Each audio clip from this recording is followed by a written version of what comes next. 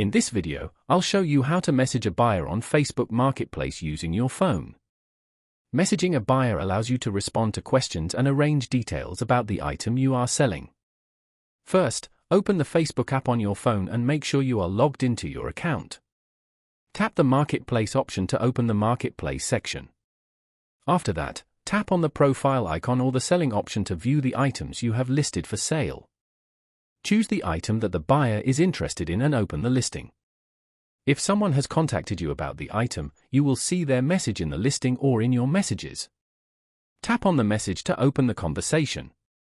You can now type your reply in the message box at the bottom of the screen. Answer the buyer's questions, provide more details about the item, or discuss the price and meeting location. After typing your message, tap the send button to reply. You can continue chatting with the buyer to finalize the details of the sale. Always keep the conversation clear and respond politely so the transaction goes smoothly. If this video helped you, don't forget to like the video and subscribe to the channel for more helpful tech tutorials.